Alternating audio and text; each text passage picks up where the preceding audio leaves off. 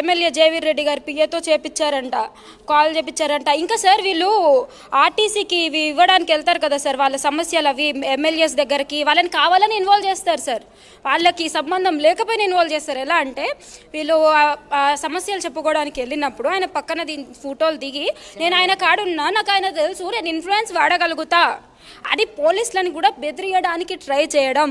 Money తీసుకునేవాడైతే money ఇచ్చేసేయడం, లేదు తీసుకోడు అనేసరికి వాళ్ళని పోలీసులతో బెదిరియడం. నిన్నగాక మొన్న సార్ మేమేమన్నాం సార్, ఇంటి చుట్టూ బాకీలైనాయి అయ్యా, పీకలు దాకా వచ్చినారు, సస్తావా ఇస్తావా అని కొడుతున్నారు, అట్లా వస్తున్నారు మీదకి.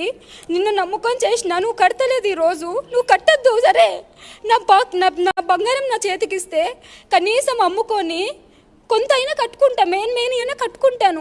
మన వైఫ్ అండ్ హస్బెండ్ది మన ఇద్దరం కలిసి ఉంటామా విడిపోతామో అది తర్వాత చూసుకుందాము. ఎందుకు నా గోల్డ్ని అలా చేసి నా లైఫ్తో ఎందుకు ఆడుకుంటున్నారు ఒక ఆడపిల్ల లైఫ్తో అని అడిగితే సార్, ఫస్ట్ అంతా నేను ఇస్తా అన్నాడు సార్. ఇప్పుడు ఏమంటున్నారు, అది నా గోల్డ్, నువ్వు ఏం చేసుకుంటావో చేసుకో అన్నట్టు మాట్లాడారు సార్. నేను వెళ్ళి ప్రూఫ్స్ అన్నీ తీసుకొచ్చాను సార్.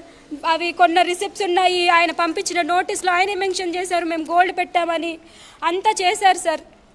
చేసిన తర్వాత నా గోల్డ్ అని నేను ప్రూవ్ చేసుకుంటే ఎస్ఐ గారు కాల్ చేస్తే అంటారంట సార్, నాకు ఏమైనా ఉంటే నువ్వు లాయర్తో మాట్లాడుకున్న, లాయర్తో నేను రాను, ఏం చేసుకుంటావో చేసుకో అన్నట్టు మాట్లాడతారంట సార్. కొంతమందికి ఏమో డబ్బులు పెట్టేసి మేనేజ్ చేస్తే కనీసం నన్ను చూడరు, నన్ను దేకరు, నేను పోలీస్ స్టేషన్కి వెళ్ళి నించుంటే చూడకుండా పట్టించుకోకుండా వెళ్ళిపోతారు. ఆయన అంతలాగా మెయింటైన్ చేస్తున్నారు సార్. అంటే డబ్బు, పలుకుబడి, పరపతి ఉంటే ఎలాంటి ఆడపిల్లలకైనా, ఎంత ఆడపిల్లలకి మోసం చేసేయచ్చు, ఎలాంటి దౌర్జన్యాలైనా చేసేయచ్చు, అమ్మాయి లైఫ్ ప్రాపర్టీ కావాలి. ఆయనకి ఏమైనా చెడు అలవాట్లు, చెడు ఫ్రెండ్స్ ఏమైనా ఉన్నారా? మాట్లాడాం సార్ మేము, అంటే ఆయన డ్రింక్ అడిక్ట్ సార్. అయితే పెళ్ళికి ముందేమో మా ఫ్రెండ్స్కి ఫుల్ తాగి 12 to 2 మధ్యలో వచ్చేటోళ్ళు. ఏంటి కార్తిక్ గారు అంటే ఫ్రెండ్స్కి పార్టీలు ఇస్తున్నాను పెళ్ళి కదా అని చెప్పేవాళ్ళు. పెళ్ళి అయినాక కూడా నేను ఇక్కడ ఉన్నా కూడా అలానే వస్తుంటే ఏంటి కార్తిక్ గారు అని అడిగితే, నీకు నేను డైలీ 6x బేర్స్ తాగుతున్నాను తనే చెప్పేటోళ్ళు. నేను వీడియో కాల్స్లో కూడా చూసాను తాగడం, నేను లైవ్లో కూడా చూశాను. ఏంటి కార్తిక్ గారు అంటే నీకు ఇలా అయ్యింది కాబట్టి తాగుతున్నాను, అంటే తాగేవాడికి వంక అన్నట్టు. అప్పుడు పార్టీలు, ఇప్పుడు నీ హెల్త్ ఇష్యూ, ప్రతి దానికి మిమ్మల్ని ఏమని పిలిచేవాడు? మిమ్మల్ని ఏమని పిలిచేవాడు పెళ్ళికి ముందు? మిమ్మల్ని ఏమని పిలిచేవాడు? నన్ను నార్మల్గా పావని అంటారు, లేకపోతే డియర్ అని పిలిచేవాళ్ళు. కానీ ఎప్పుడు ఎక్కడ కొంచెం ప్రేమను చూపించారు? అది ఫోన్స్ వరకే సార్. మేము బయట అంటే ఎక్కడ కూడా కొంచెం ప్రేమను చూపించిన, ఏంటి సార్, ఎక్కడ కూడా కొంచెం ప్రేమను చూపించిన సార్ మాకు ఉంటాయి సార్. మాకు ప్రేమను చూపించిన క్షణాలన్నీ ఫోన్ల వరకే ఉంటాయి సార్. ఏదున్నా ఫోన్స్ల వరకే. ఆయన మాటలైనా, ప్రేమ అయినా, ఏదైనా దగ్గరకు వస్తే మనిషిలా కూడా చూడరు, ముఖం చూడరు, ఒక నవ్వు కూడా ఉండదు. ఫోన్ లో ప్రేమగా మాట్లాడేవాడు, దగ్గరకు వస్తే ఫోన్ లో ప్రేమగా మాట్లాడేవాడు, దగ్గరకు వచ్చిన తర్వాత ఇలా బిహేవ్ చేసేవాళ్ళు. వేరే రకంగా ఉండేవాడా? అవును సార్. అసలు మీరు ఎలా ఊహించుకున్నారు మీ లైఫ్ని? ఎలా ఉండాలి అని అనుకున్నారు? ఎలా ఉంది? ప్రతి అమ్మాయికి ఉంటాయి సార్, చాలా కళలు ఉంటేనే చాలా బాగా ఊహించుకున్నాను. ఇప్పుడే చెప్పాను కదా సార్, నాకు ఫ్యామిలీ అంటే లేదు. మంచి ఫ్యామిలీ, నన్ను బాగా చూసుకుంటారు, మమ్మీ నా దగ్గరే ఉంచుకుంటారు, హ్యాపీగా బతకచ్చు, నన్ను పిహెచ్డీ చేపిస్తా అన్నారు. నా గోల్ సార్ పిహెచ్డీ చేసుకొని హాయిగా నా హస్బెండ్ మేము అందరం కలిసి ఉండాలి అని చాలా ఊహించుకున్నాను సార్. ఏ రోజు సార్ హస్బెండ్ నుంచి ప్రేమ లేదు, అత్త మామ ఏ రోజు మనిషిలాగా చూడలేదు. ఒక పేషెంట్ లాగా, ఒక అంటరాని దానిలాగా నన్ను టార్చర్ చేయడం, డబ్బుల కోసం హింసించడం. ఏ రోజు సార్ నాకు ఒక రోజు చెస్ట్లో పెయిన్ వచ్చింది సార్, ఒక సైడ్ అంతా లాగుతుంది, కళ్ళు తిరుగుతున్నాయి, ఇష్యూ అయ్యింది, గొడవ అయ్యింది. ఏమనుకున్నారంటే సార్ స్ట్రోక్ వస్తుందేమో అనుకున్నారు సార్ ఈ టెన్షన్స్కి. అయినా ఒక్కసారి నన్ను నోట్లోకి వెళ్ళి, పావని నీకేమన్నా అయితే నేనేమవ్వాలి, ఆ మాట రాదు సార్. నీకేమన్నా అయితే మా మీదకి వస్తుంది, పోదాం హాస్పిటల్కి. ఏ రోజు ఒక వైఫ్గా నన్ను చూడలేదు సార్ ఆ అబ్బాయి. ఒక చిన్న ఇష్యూ సార్, ఆయన నా ముందు వాళ్ళ బాబాయ్ వాళ్ళ పాప వచ్చి ఆయన మీద చేతులు కాళ్ళు వేసుకొని పంతుంది సార్. అమ్మాయికి అటు ఇటు 19 years అలా ఉంటాయి. మేము అడగను కూడా అడగలేదు సార్. అలా ఆమె ఎక్కువగా మూవ్ ఆన్ అవ్వడం అలా చేస్తుంటే పల్లెటూరులో మా ఊరికి వచ్చినప్పుడు సార్ నేను వెళ్ళి మా హస్బెండ్ పక్కన పడుకుంటే ఆమె కూడా వచ్చేసి అలా పడుకోవడం చేయడం, లేదు అంటే ఆమెను ఎత్తుకొని తిప్పడం అవన్నీ చేస్తుంటే పల్లెటూరు కదా సార్ తప్పుగా అనుకుంటారు. సో ఆ పని వాళ్ళు అమ్మ ఏంటమ్మా మీ అమ్మాయ కొత్త జంట అమ్మాయ ఏంటి అలా ఉన్నారు అంటే మమ్మీ తన దగ్గరికి వెళ్ళి నాన్న నువ్వు చిన్నపిల్లవిరా నీకు మదర్ లేరు, ఇక్కడ పల్లెటూరు నాన్న తప్పుగా అనుకుంటారు, మనం సిటీస్లో ఏం పట్టించుకోము, ఇవి పల్లెటూరులో తప్పుగా అనుకుంటారు నాన్న అని చెప్పారు. అంతే, మా మమ్మీ ఏం అనలేదండి.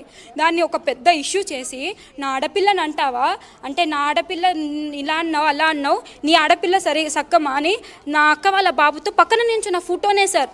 ఆ ఫోటోని తీసి నీ పిల్ల ఫోటో దిగింది, నీ పిల్ల స్టోరీ పెట్టుకుంది అంటే నీ పిల్ల సక్కమా అని నోటికొచ్చిన మాటలు సార్. నేను అడిగాను, కార్తిక్ గారు తను ఆడపిల్ల నేను ఆడపిల్లే కదా, నేనే తిట్టాను కదా మా మమ్మీని, అలా అన్నందుకు కూడా నేనే తిట్టాను కదా, మరి నన్ను ఈరోజు నన్ను అన్నారే నేనే ఓదాచానే మిన్ను నా రోజు ఏడుస్తే, మరి నేను ఆడపిల్లను కదా నా లైఫ్తో ఎందుకు ఆడుకుంటున్నారు కార్తిక్ గారు, ఇలా అంటే నాకు బాధ అవదంటే నేనంట మా అమ్మ అంటది మా అక్క అంటది, మేము లైఫ్ లాంగ్ అంటానే ఉంటాం, నువ్వు పడుతూనే ఉండాలి.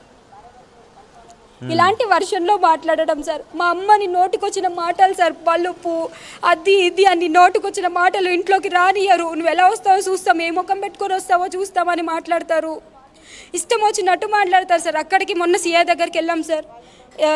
సార్ మాకు న్యాయం చేయండి సార్, మా గోల్డ్ ఇప్పేయండి సార్ అంటే సీఐ సార్ కాల్ చేస్తే నాకు రిటైర్మెంట్ ఉంది ఇప్పుడు మాకు 30th అని కూడా చెప్పలేదు సార్. రిటైర్మెంట్ చెప్తే మేము రాకపోదు, మేము నాకు 5th రిటైర్మెంట్ ఉంది, నాకు ఎవరు రేవంత్ రెడ్డి వస్తున్నాడు నా రిటైర్మెంట్కి, అది ఇది అని చెప్పేసి ఆయనకు కూడా బెదిరించడానికి ట్రై చేస్తున్నారంట రేవంత్ రెడ్డి తెలుసు అని అన్న తర్వాత ఎందుకయ్యా పోలీసుని బెదిరించడం ఏంది, నువ్వు ఏదన్నా ఉంటే వచ్చి మాట్లాడు, పోలీసులను బెదిరించకు అని గట్టిగా అనేసరికి సైలెంట్ అయ్యాడంట సార్. ఇంకా ఇది ఇక్కడ కాదు తేలదు అని చెప్పేసి నాకెవరు సపోర్ట్ లేరు, ఒక మహిళా మండలంలో ఒక విషయం మిమ్మల్ని తీసుకొని అంటే ఎంత దూషించి ఎలాంటి అనుమానాలుగా కూడా మాట్లాడిన వ్యక్తి ఇప్పుడు కొట్టారా మిమ్మల్ని? సార్ కొట్టారా? మొత్తం ఫ్యామిలీ మొత్తం సార్, మనీ కోసం ఫ్యామిలీ మొత్తం సార్. అసలు ఎలా భరించారు? ఎందుకు కొట్టేంత పరిస్థితి ఎప్పుడు జరిగింది? ఎప్పుడు జరిగింది అది సార్? ఏది జరిగిన రూమ్ గేట్ లోపల సార్, గేట్ బయటికి ఏ విషయం రానియరు సార్. బయట అయితే మంచోళ్ళు సార్, వాళ్ళు లోపల కనీసం ఎన్ని టార్చర్ చేసినా నేను మాట్లాడకూడదు, ఏం చెయ్యకూడదు. బయటికి వస్తే కళ్ళ ముడి చుక్క నీళ్ళు గారినా వాళ్ళు చూస్తారు వీళ్ళు చూస్తారు, ఏంటి ఏడుస్తున్నారు రా లోపలికి అంటారు సార్. రూమ్లోకి వెళ్ళి బయటికి కూడా వెళ్ళనియరు సార్. నన్ను ఒక హౌస్ అరెస్టే సార్ నాకు ఆ ఇంట్లో. అంటే సార్ నేను గోల చేయడానికి కూడా రాలేదు సార్. సార్ మహిళా మండలంలో తీసుకొని నా గోల్డ్ అడుగుదామని వచ్చాను సార్. అడగడానికి వస్తే ఇక్కడ ఇష్యూ పెట్టుకొని మమ్మల్ని బయటికి ఎంటేసి తాళాలు వేసుకొని వచ్చేసారు సార్ బయటికి. అప్పుడు మీడియా వాళ్ళు వచ్చారు, మీడియా వాళ్ళు వచ్చిన తర్వాత నేను మాట్లాడాను సార్. మామయ్య దగ్గరికి వెళ్ళి అడిగితే సార్ నాది అంట చచ్చిపోయే జబ్బు అంట సార్. మా ఇంటి వెనకంట ఎవరో ఇక్కడ ఇంటి వెనక ఆయన అంట చనిపోయారంట, ఆయన సోరియాసిస్ వల్ల చనిపోయారంట, ఇది చనిపోయే జబ్బు అంట సార్.